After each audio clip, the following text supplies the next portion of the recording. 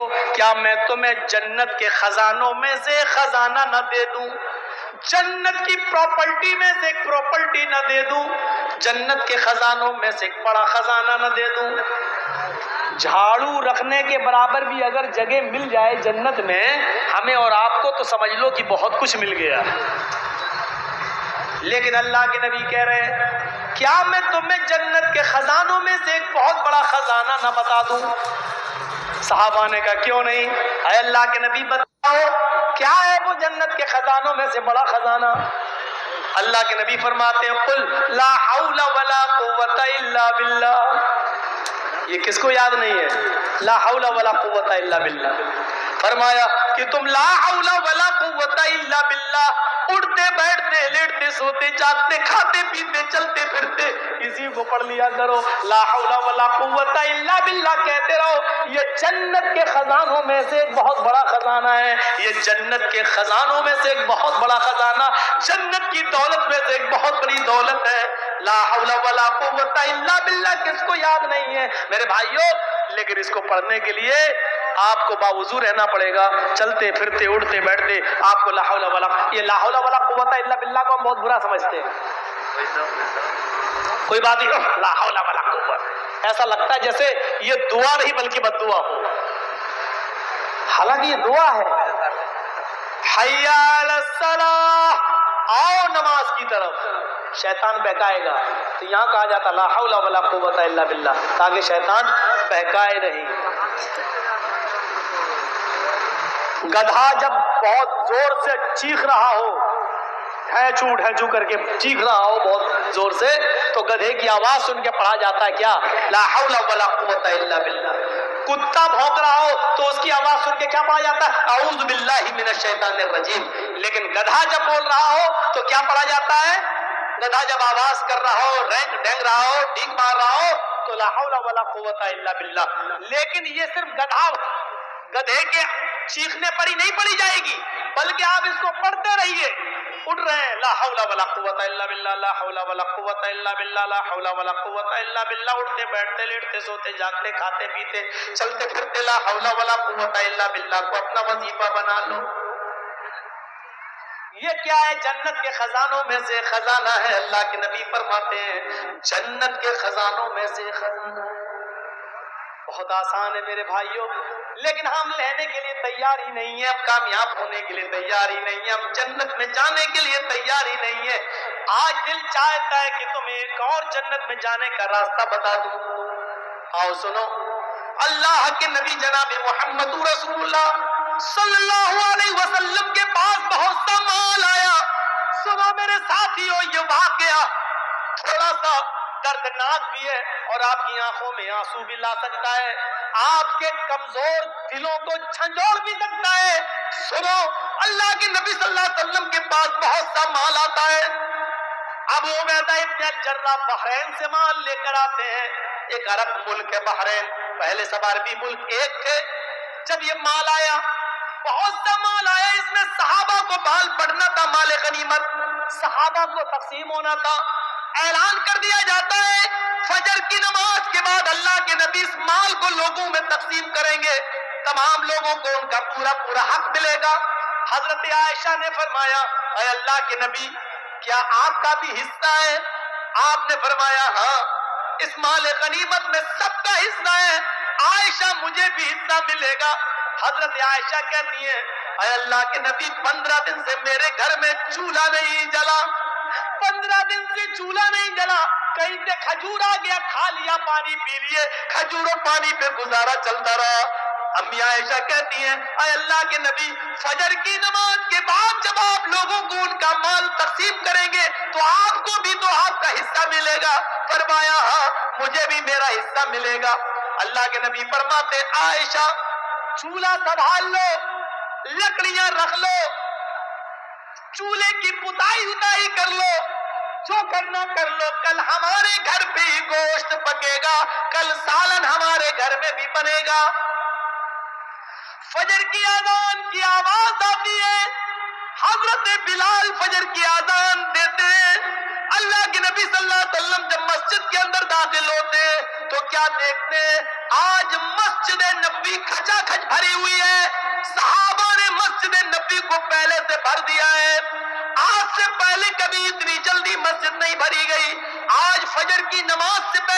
مسجد میں آ گئے، کھچا کچ مسجد بھری ہوئی ہے.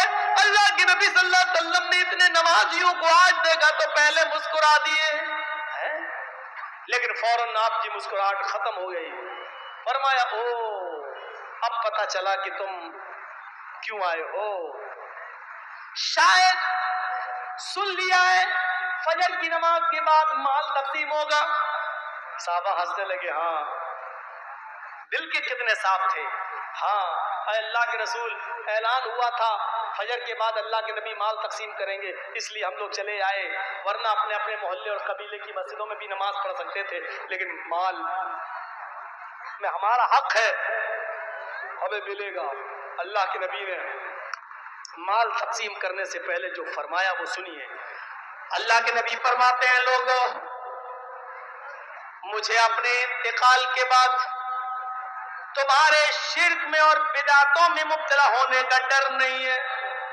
میرے انتقال کے بعد تم شرک کرنے لگو گے یا بدعتوں میں مبتلا ہو جاؤ گے، مجھے اس بات کا خوف نہیں ہے. آج تم نے سن لیا کہ حضرت ابو عبیدہ ابن الجراح مال لائے، مال لینے کے لیے تم فجر کی نماز سے پہلے مسجد میں آ گئے. آج ہم نے مال کی محبت تمہارے اندر دیکھی ہے، اب مجھے ڈر لگتا ہے میرے انتقال کے بعد یہ مال کی محبت تمہیں کہیں دین سے دور نہ کر دے، اسلام سے دور نہ کر دے، دین سے بیزار نہ کر دے، دین سے تمہیں کو دور نہ کر دے، یہ مال کی محبت تمہیں دین سے دور نہ کر دے. خوش رہو، خوش ہو، خوش ہونا چاہیے، یقیناً تمہیں تمہارا حصہ ملے گا، لیکن آج مال کی محبت تمہیں کھینچ کے لے آئی ہے. مجھے ڈر ہے کہ میرے انتقال کے بعد آنے والے زمانے میں، بعد میں آنے والے لوگ کئی مال کی محبت میں اپنا اسلام نہ خرچ کر دے، اپنا اسلام ختم نہ کر دیں، اپنا دین نہ بھول جائیں. بعد میں آنے والے لوگ کئی مال کی محبت میں دین سے دور نہ ہو جائیں. اس کا جیتا جاتا نقشہ آج دیکھا جاتا ہے. دیکھ لیجئے لوگ دین سے اتنے دور ہو چکے ہیں، اتنے دور، اور مال و دولت کی محبت میں اتنے غرقاب ہو چکے ہیں کہ اللہ کے نبی نے فرمایا قیامت اس وقت تک نہیں آئے گی جب تک تم اپنی آنکھوں سے یہ زمانہ نہ دیکھ لو. کون سا؟ قیامت اس وقت تک نہیں آئے گی جب تک تم اپنی آنکھوں سے یہ زمانہ نہ دیکھ لو. کون سا؟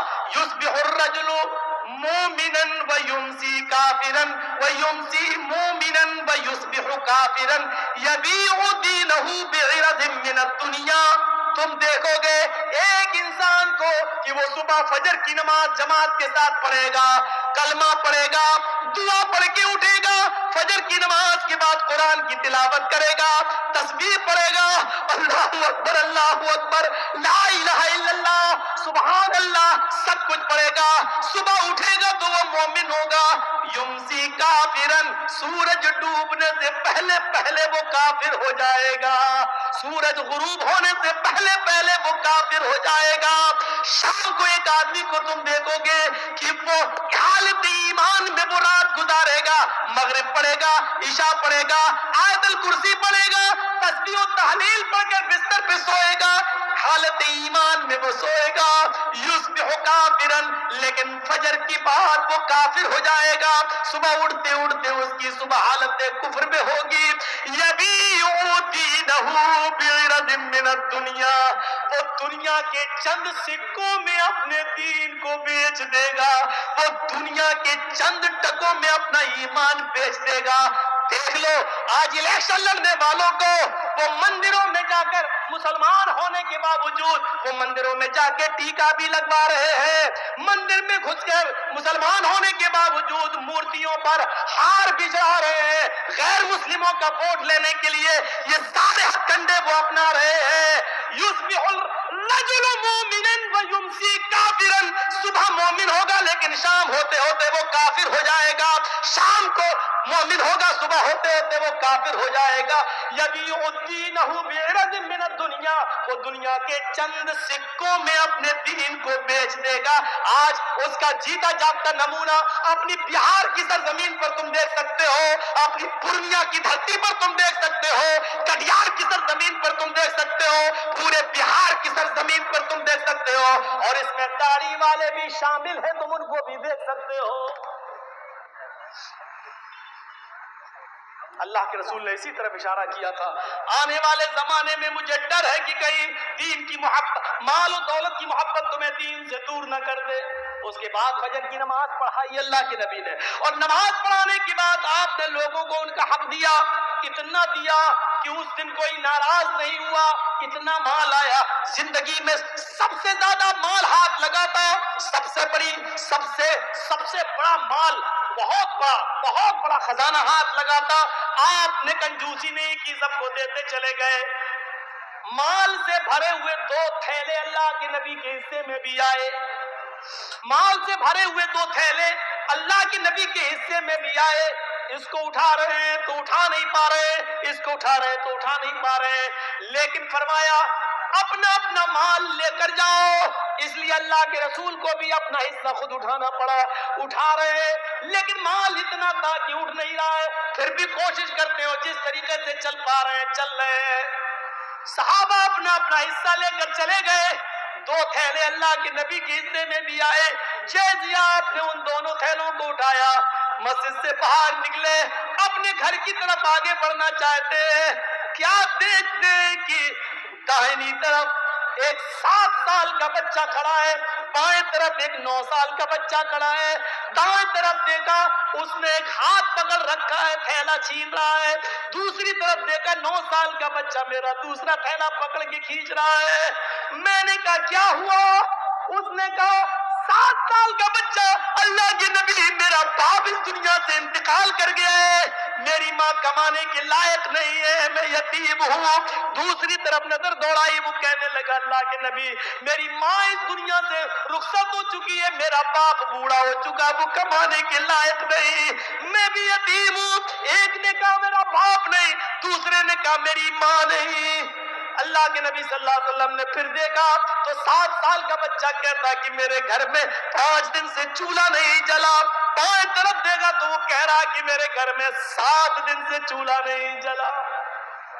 ہاتھوں کی گرفت ڈھیلی پڑ گئی، آپ نے کہا بیٹے یہ تھیلا تم لے جاؤ، دوسرا تھیلا آپ نے لیا اور کہا بیٹے یہ تم لے جاؤ۔ دونوں بچے اپنے سر پر تھیلا لاد کر لے جا رہے ہیں، اللہ کے نبی صلی اللہ علیہ وسلم ان کو دیکھ رہے ہیں، اور اس وقت تک ان دونوں بچوں کو دیکھتے رہے جب تک کہ وہ دونوں بچے نبی کی آنکھوں سے اوجھل نہیں ہو گئے، وہ دونوں بچے نبی کی آنکھوں سے دور نہیں ہو گئے۔ اللہ کے نبی ان دونوں بچوں کو دیکھتے رہے، جب وہ خود اوجھل ہو گئے تب آپ گھر گئے، دروازے کو دستک دی، اماں عائشہ نے دروازہ کھولا، ہنستے ہوئے دیکھا ہے، اللہ کے نبی نے کہا السلام علیکم، عائشہ جواب دیتی ہے وعلیکم السلام۔ اللہ کے رسول میرے شوہر میرے سرتاج خالی ہاتھ گئے، خالی ہاتھ واپس، آپ تو اپنا حصہ لانے والے تھے، کیا ہوا؟ عائشہ ادھر آؤ، بستر پر بیٹھ جاؤ، بیٹھ گئی۔ کہا عائشہ راستے میں 2 یتیم بچے مل گئے، مال بہت ملا تھا، آج ہمارے گھر میں چولہا جلتا، لیکن 2 یتیم بچوں نے میرا راستہ روک لیا، ایک کا باپ نہیں، ایک کی ماں نہیں، ایک کے گھر میں 5 دن سے چولہا نہیں جلا، ایک کے گھر میں 7 دن سے نہیں چلا، میں نے ایک تھیلا اس کو دے دیا، ایک اس کو دے دیا، دونوں بچے اپنے اپنے گھر لے گئے۔ امی عائشہ کہتی ہیں ٹھیک ہے اچھا کیا، لیکن دونوں تھیلوں میں سے ایک ایک 2 مٹھی نکال لیتے تو آج میرے گھر میں بھی چولہا جل جاتا۔ میں کہاں کہہ رہی ہوں کہ آپ نے غلط کیا، لیکن جب مال بہت تھا تو تھوڑا تھوڑا نکال لیتے، 2 مٹھی ایک ایک مٹھی نکال لیتے تو آج میرے گھر میں بھی روٹی پک جاتی، آج میرے گھر میں بھی سالن پک جاتا۔ اللہ کے نبی فرماتے ہیں عائشہ میں نے سوچا کہ نکال لوں تھوڑا تھوڑا، لیکن پھر سوچا کہ 5 دن سے چولہا نہیں، اس کے 7 دن سے نہیں، میں نیت کر چکا تھا کہ میں پورا یتیم بچوں کو دے دوں گا، پھر میں نے اپنی نیت کو توڑنا گوارا نہیں کیا۔ حضرت عائشہ کہتی ہے ٹھیک ہے کوئی بات نہیں، لیکن پھر بھی تھوڑا سا نکال لیتے تو اچھا ہوتا۔ تو اللہ کے نبی نے اب جو جواب دیا وہ جواب یہ تھا عائشہ یتیمی میں نے دیکھی ہے تم نے نہیں، عائشہ یتیمی میں نے دیکھی ہے تم نے نہیں، عائشہ تمہارے باپ ابو بکر آج بھی زندہ ہے، عائشہ تمہاری ماں آج بھی زندہ ہیں. تم نے یتیمی نہیں دیکھی ہے.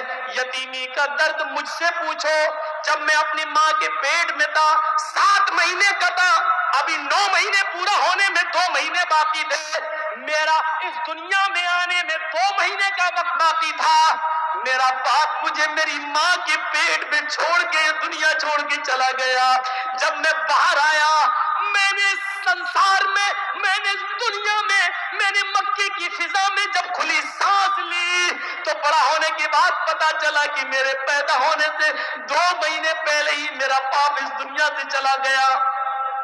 عائشہ, یتیمی کا درد مجھ سے پوچھو. جب میں 6 سال کا ہوا, میری ماں مجھے اپنے ننیال, میرے ممیال یا ننیال لے کر گئی. مجھے میرے ماں اور نانا کے گھر لے کے گئی. جب میں لوٹ کے وہاں سے واپس آ رہا تھا, میری ماں میری انگلی پکڑ کے مجھے چلا رہی تھی. مقام ابوا, راستے میں ایک مقام پڑتا ہے, وہی میرے باپ کی قبر تھی. میری ماں کہتی ہے بیٹے چلو تمہیں تمہارے ابو کی قبر دکھاتی ہوں. میری ماں نے جب مجھے میرے باپ کی قبر دکھائی, اسی وقت میری ماں بھی اپنے شوہر کی جدائی برداشت نہ کر پائی, اور اسی وقت وہ بیٹھ گئی قبر پر. بیٹھتے ہی اس کو اٹیک پڑتا ہے, اور میری ماں کی روح کب سے اس سری سے پرواز ہو جاتی ہے. عائشہ, ایسا دن کبھی دیکھا ہوگا کہ ابھی اپنے باپ کی قبر دیکھ رہا ہوں اپنی آنکھوں سے, ابھی رو کر آنکھیں خشک بھی نہیں ہوئی. پلٹ کے دیکھا تو ماں کو بھی مرا ہوا پایا, پلٹ کے دیکھا تو ماں بھی دنیا سے چلی گئی. یعنی باپ کی قبر کو دیکھ کر ابھی پلٹا بھی نہیں تھا کہ ماں بھی مجھے چھوڑ کے چلی گئی. یتیمی کا درد میں نے دیکھا ہے. عائشہ, جب مجھے میرے دادا نے پالا اور جب میں 8 سال کا ہوا تو میرا دادا بھی مجھے چھوڑ کے چلا گیا. یتیمی کا درد میں نے دیکھا ہے, تم نے نہیں. اس لیے کسی یتیم بچے کا حصہ لینا میں نے گوارا نہیں کیا, اپنا سارا مال یتیموں کو دے دیا. حضرت عائشہ فرماتی ہیں وہ تقریباً زوال کا وقت تھا جب اللہ کے نبی صلی اللہ علیہ وسلم نے مجھے یہ بتایا. اس کے بعد آپ لیٹ گئے. تھوڑی دیر کے بعد زوال کا وقت ختم ہوتا ہے, ظہر کا وقت لگ جاتا ہے. حضرت بلال نے اذان دی, اللہ کے نبی نے وضو بنایا, اور وضو بنانے کے بعد مسجد میں جب ظہر کی نماز پڑھانے کے لیے گئے تو آپ نے نماز پڑھانے کے بعد ان دونوں یتیم بچوں کا دماغ میں بھرا ہوا تھا. یتیم بچوں کے بارے میں وہ آپ کے ذہن میں تھا. آپ نے وہاں لوگوں کو بتایا, لوگوں انا وکافل الیتیم فی الجنت کہاتین, انا وکافل الیتیم فی الجنت کہاتین. لوگوں, قیامت کے دن میں اور پڑوسیوں کی پرورش کرنے والا, میں اور پڑوسیوں کا اور یتیموں کو کھلانے پلانے والا, قیامت کے دن میں اور یتیموں کی پرورش کرنے والا, یتیم بچوں کو پالنے پوسنے والا, یتیم بچوں کا خیال رکھنے والا, قیامت کے دن ہم دونوں جنت میں ایسے رہیں گے. پھر آپ نے ان دونوں انگلیوں کو ملا لیا, ان دونوں انگلیوں کو ملا لیا اور فرمایا ہم دونوں ایسے رہیں گے جیسے یہ دونوں انگلی ملی ہوئی ہیں. یعنی یتیموں کی پرورش کرنے والا قیامت کے دن میرا پڑوسی بن کر رہے گا, میرا پڑوسی بن کر رہے گا. تو میرے بھائیوں, ایک راستہ یہ بھی ہے جنت میں جانے کا, یتیموں کی پرورش کی جائے, یتیموں کو کھلایا پلایا جائے, یتیموں کے سر پہ ہاتھ پھیرا جائے, یتیم بچوں کو ڈھونڈا جائے, یتیم بچوں کو تلاش کیا جائے, ان یتیم بچوں کی پرورش کا الگ انتظام کر دیا جائے.